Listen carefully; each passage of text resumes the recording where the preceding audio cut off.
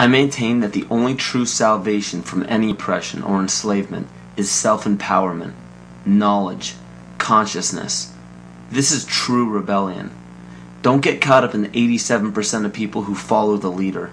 People who think that they are rebels because they denounce authority simply because it's the latest fashion.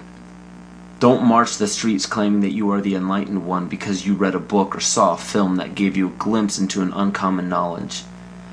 Don't scream phrases into a megaphone that you borrowed from another person's research. And don't proclaim yourself an original thinker because you belong to a group that represents an unpopular belief.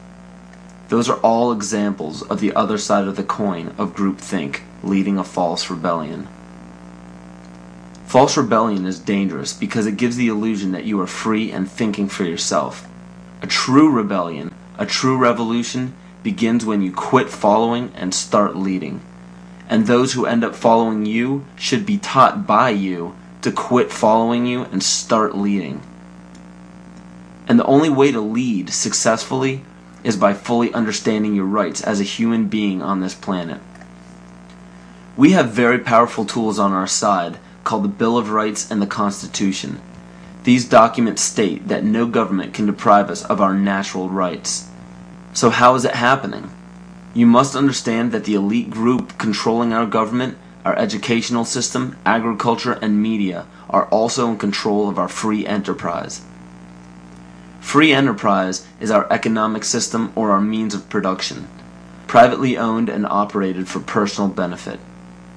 Free enterprise cannot legally be taxed unless it volunteers itself. The reason why income tax seems inescapable is because most every job on the planet requires you to sign a number of documents with fancy wording stating that you are agreeing to be a representative of a corporation or entity. What all of this means is simply that when you sign working papers, which are required by pretty much every employer that you apply to, you are waiving your rights as a natural person protected under the Constitution and agreeing to represent an artificial person that is not protected under the Constitution.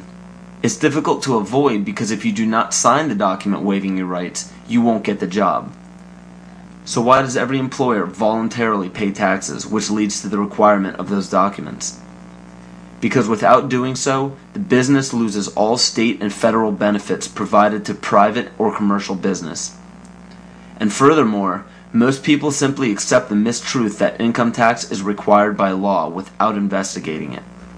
When your name is presented on a document with the first letter of your first and last name capitalized, it represents capitis diminutia minima, which occurs when a man's family relations alone were changed. It's a minimal loss of rights.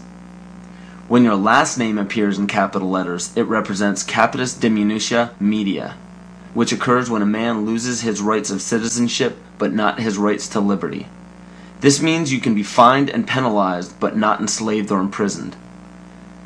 But when your entire name is capitalized on any document, it represents capitis diminutia maxima, which states that a man's condition changes from freedom to bondage. All rights of citizenship and family rights are surrendered.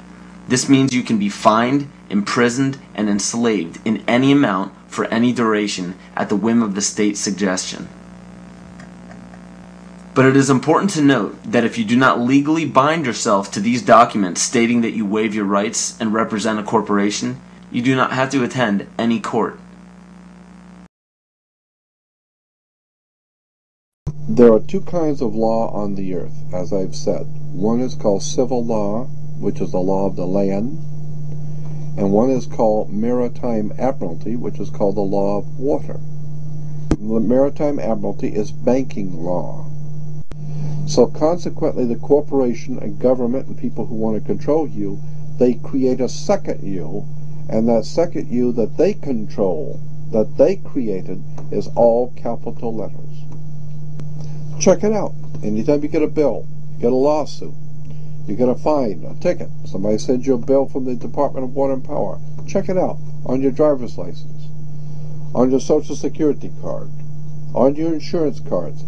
Anything having to do with business, your name will always be in all capital letters, because only all capital letters can be dealt with by banks and government.